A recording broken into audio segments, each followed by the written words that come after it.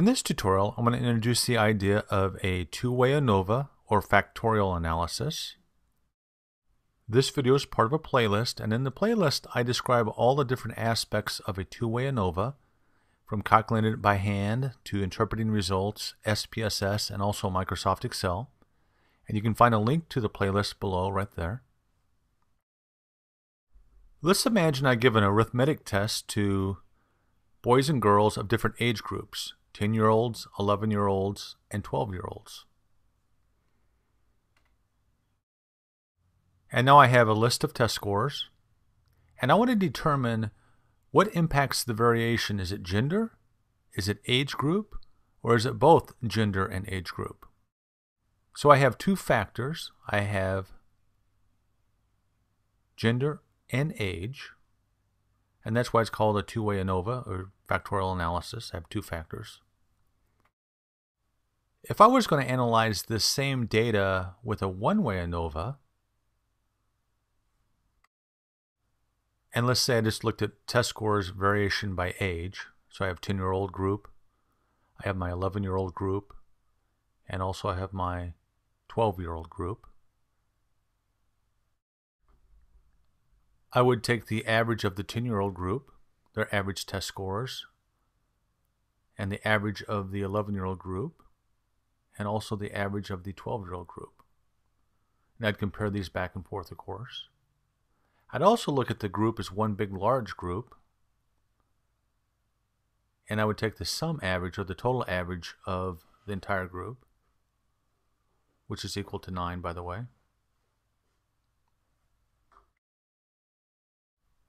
And in the end, I would take all these averages and I'd build a little table of just averages. Let me organize this. Let me move this around a little bit.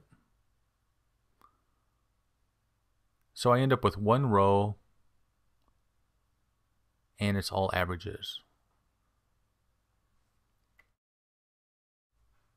In the end, I just have a row of data, all averages by age. Now in a two-way ANOVA, it's different. It's more complicated.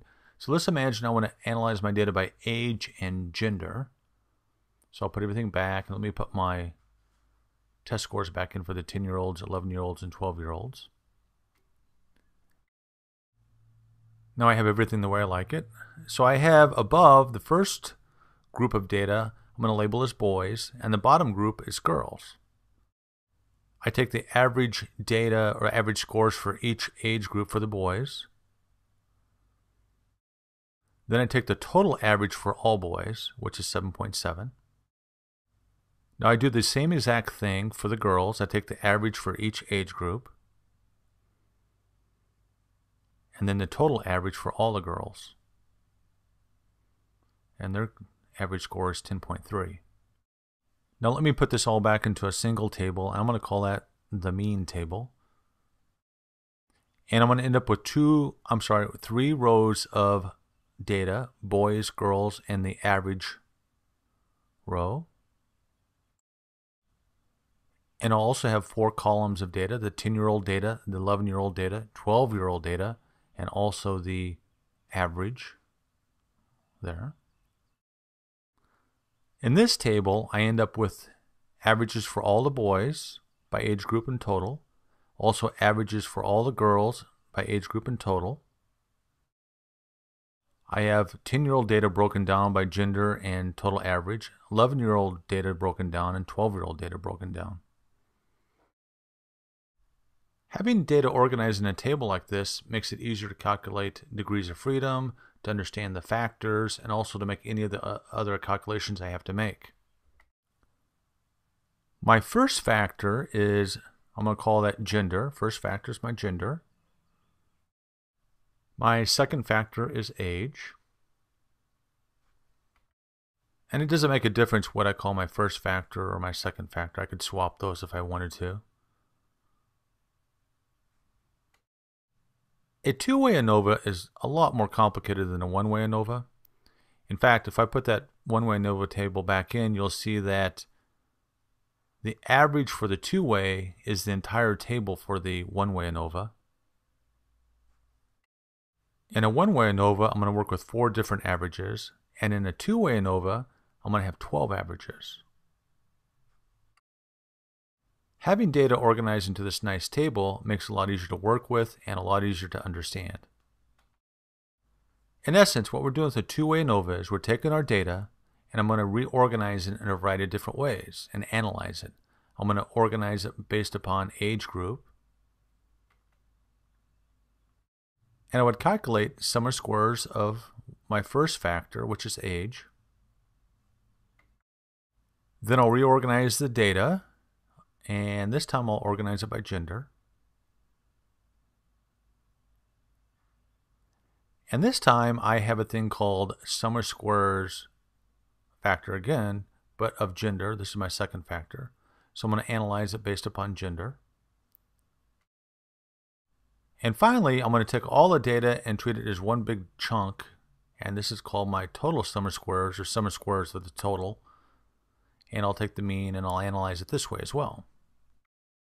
In the end, I have sum of squares of the first factor, which is gender, sum of squares of the second factor, which is age, sum of squares of both factors, age and gender interaction, sum of squares within the error.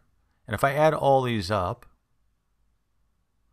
I get sum of squares of the total, or total sum of squares, both the same thing. In the next video, I'm going to show you how to make all these calculations by hand.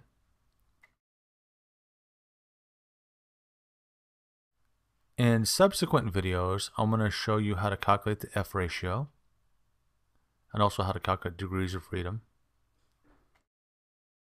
I'm also going to show you how to interpret the results, how to come up with a rejection region. If the F ratio is in the red area, we reject the null hypothesis. If it's in the green area, we fail to reject the null hypothesis. The first hypothesis we're going to test is gender will have no significant effect on student score. The second hypothesis is age will have no significant effect on student score. The final hypothesis is gender and age interaction will have no significant effect on student score. So up next, I'm going to show you how to make a lot of calculations by hand if you must. And again, the playlist is right below. I'd recommend you go through the videos using the playlist.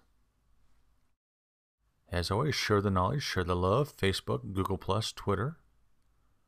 Comments, questions, links below. Don't forget to subscribe.